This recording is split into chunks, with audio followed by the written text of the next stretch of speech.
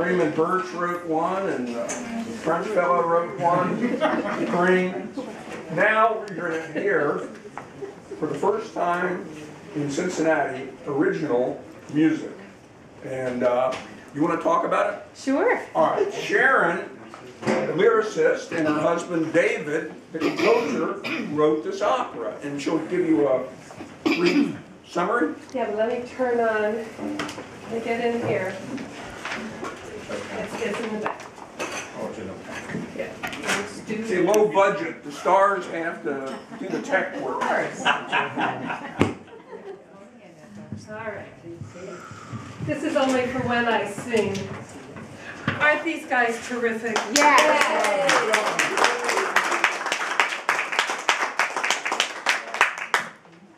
Well, David and I, in the course of our lives, have written 3 major works for the stage. One about Elizaveta Petrovna, daughter of Tsar Peter the Great.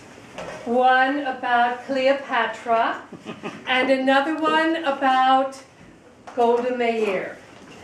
And David's great idea was, well, why don't we put them all together and do a little short version of each of their stories, and that became 3 Queens. And each time we've done them, they've all been produced in Sarasota and St. Petersburg, all the full-length ones.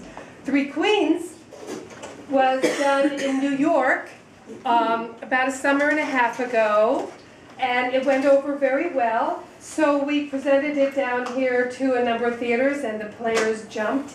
And we're going to be doing it in May. And for us, it's very exciting because each time we've done the ones before, they've been with just piano. Not that just piano is terrible, but and David's the composer and I'm the lyricist and the book writer. But the sound with the orchestra, we are so thrilled to be working with these 5 fabulous musicians. And yeah. And even David and I will tear up in the middle of rehearsal because it'll just have such a great sound. So we're going to begin the program with, well, let me begin it this way.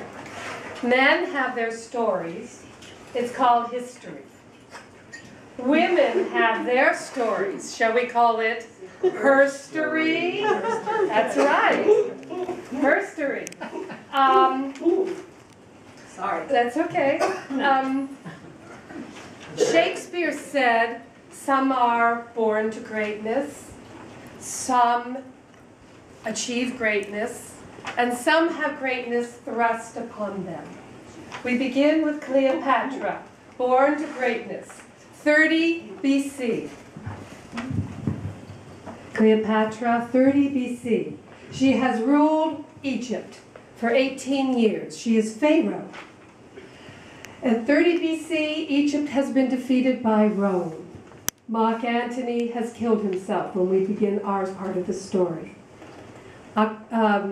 She has ruled Egypt for 18 years. She has been wife to the Roman consul in general, Mark Antony. She is mother to a son with Julius Caesar, and 3 children with Mark Antony.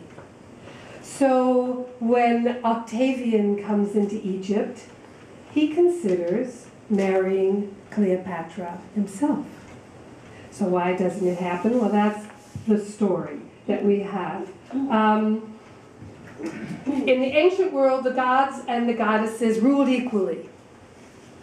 And in Egypt,